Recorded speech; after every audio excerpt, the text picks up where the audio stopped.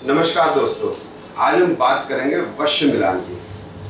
कुंडली मिलान के बारे में तो आपने सुना होगा। इसके अंदर 8 प्रकार के मिलान होते हैं, उसमें एक वश्य मिलान। अब इस वश्य मिलान में 2 नंबर मिलते हैं। टोटल जो है या कुल जो है 36 अंक मिलते हैं, तो इसमें 2 अंक मिलते हैं।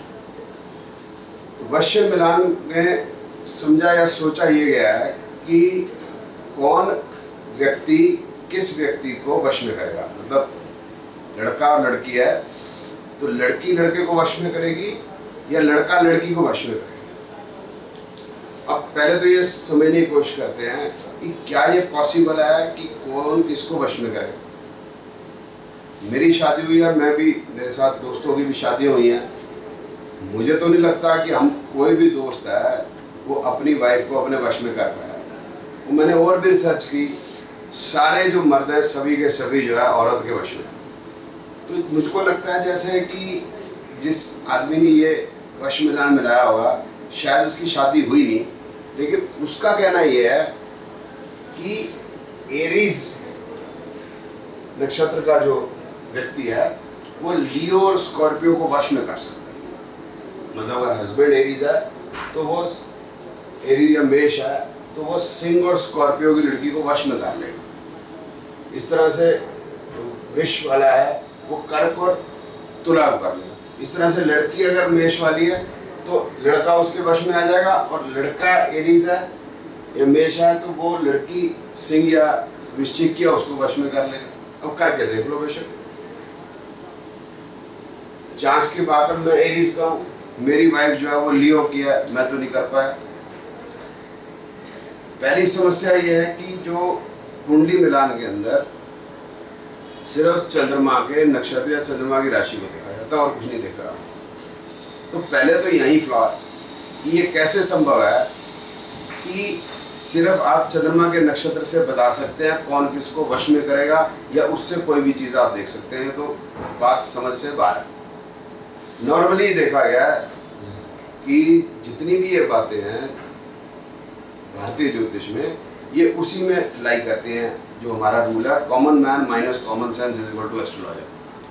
तो ये बात समझ में नहीं आती। अब असल बात समझने की कोशिश करते हैं कि देखना क्या चाहिए। देखना ये चाहिए कि क्या हस्बैंड और वाइफ एक अच्छा वैवाहिक जीवन पा पाएंगे या नहीं। उसमें बड़ी सिंपल सी बात है, दोनों को एक दूसरे को एक्सेप्ट करना आना चाहिए। एक्सेप्ट करने का मतलब है कि जैसी मेरी नेचर है तो मेरी वाइफ को एज इट इज़ हमें एक्सेप्ट करना, मेरी वाइफ को मुझे एज इट इज़ एक्सेप्ट करना, और जैसे मेरी वाइफ है मुझे एज इट इज़ एक्सेप्ट करना है। अगर ऐसा हो गया तो जो है मैरिड लाइफ अच्छी रहेगी। ऑब्जेक्टिव तो यही है ना कि जो वैवाहिक जीवन अच्छा होना चाहिए या मैरिड लाइफ अच्छी होनी चाहिए। अब मेरी आदत है शुरू से, जैसे हमारे फादर थे वो शुरू से हमें सूर्योदय से पहले उठा देते हैं, तो वो आदत पक्की जब तक शादी हुई कि भाई सुबह 5 सवा 5 तक तो उठी जाना। अब हमारी वाइफ जो है वो सुबह 8 बजे उठती है। अब अगर हम उसको एज इट इज एक्सेप्ट कर लेते हैं तो बात खत्म हो जाती है, झगड़ा खत्म। अब वो सुबह उठ नहीं सकती, हम सुबह उठ जाते हैं। अब सुबह उठ जाते हैं, हम अपना जो भी है बाहर एक्सरसाइज वगैरह करके आ जाते हैं, 8 बजे आ जाते हैं ताकि वो भी उठी, तो बात बन गई। अच्छा, वो अगर खाना नहीं बनाना चाहती कोई बात नहीं, हम बना लेते, मैरिड लाइफ ठीक हो गई। अगर उसने कहा कपड़े धो दो, ठीक है कपड़े धो देते, पानी गर्म कर दे, उसमें क्या बात है। तो बात यह है कि how you accept each other. It is not कि मैंने किसको वश में करना है। अब सीरियस बात भी कर लेते हैं कि हस्बैंड और वाइफ का जो लाइफ है, लाइफ के अंदर जो रोल है वही डिफरेंट है। उनका जो रोल है वो ये है, मैं समझाता हूँ आपको कि जो वाइफ का रोल है समाज में अपने हस्बैंड को कैसे प्रेजेंट करना, अपनी फैमिली को कैसे प्रेजेंट करना, और जो रिश्तेदारी में जो हम हिंदुस्तान में आप देखते हैं कि जो समाज में जो एग्जिस्टेंस है, समाज में जो हमारा रहन सहन है, कैसा हमारा व्यवहार होगा, वो सारा वाइफ पे ही डिपेंड करता है। जैसे एग्जाम्पल है कि आपके घर में आप अगर मेल हैं, हस्बैंड हैं, आपके घर में आपकी बहन तभी आएगी जब आपकी वाइफ उसकी रिस्पेक्ट करेगी। आपके घर में कोई भी तभी आएगा जब आपकी वाइफ रिस्पेक्ट करेगी। आप जितना भी मर्जी कह लो, अगर आपकी वाइफ रिस्पेक्ट नहीं करती कोई नहीं आएगा आपके घर। तो आपकी जो इज्जत है वो आपकी वाइफ के हाथ में। तो समाज में आप क्या हैं, this is all because of your wife. One secondly, जो बच्चे होंगे तो बच्चे को वाइफ ही खिला सकती है, पिला सकती है। आप बच्चे को कोशिश कर देख लो, छोटे बच्चे को आप खिला पिला नहीं सकेंगे, वाइफ ही कर सकती है वो चीज़। उसको नेचुरल भगवान ने दिया। तो ये जो चीज़ें हैं ये नेचुरल है, इसमें हस्बैंड कुछ नहीं कर सकता। और हस्बैंड नॉर्मली घर में नहीं बैठ सकता। कमाना, पैसा कमा के लाना वो हस्बैंड का काम हो गया। इन जनरल कोई भी सुख सुविधा देना और उसको मनोबल देना है अपने जो फैमिली को, वो हस्बैंड का काम हो गया। तो अगर ये दोनों चीज़ें हम बराबर संभाल लेते हैं तो आपकी मैरिड लाइफ अच्छी हो जाएगी।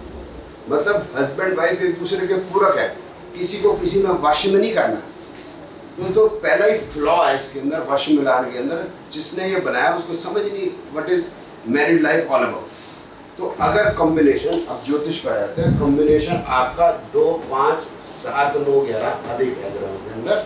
So you will have an understanding nature and you will be able to accept your wife, accept your sister, accept your children the way they are and you will be able to love them. आप उनको as it is, जैसे वो हैं वैसे accept कर पाएंगे। जो जैसा है जी वैसे ही उसको रहना पड़ेगा। आप किसी को change करना चाहते हैं, it is very difficult, ये हो नहीं पाएगा। मैं ही अपने आप को नहीं बदल पाता, मैं दूसरे को कैसे कह सकता हूँ तुम बदल जाओ। तो नेचुरल जो जैसा है वैसा ही होगा। पेड़ का काम है फल देना, वो फल ही देगा। आप उसको कितना मना करो नहीं बदलने वाला। इसी तरह से हमारी वाइफ हैं, सिस्टर हैं, ब्रदर हैं, हमें समझ लेना चाहिए जैसे हैं हमें उनको वैसे ही एक्सेप्ट करना है और उनके साथ बना के रखना है। So this is all about एक दूसरे को वश। वो अपने आप आपके वश में हो जाएंगे अगर आप उनको प्रेम देते हैं। असल में वश मिलान का मतलब यही। धन्यवाद।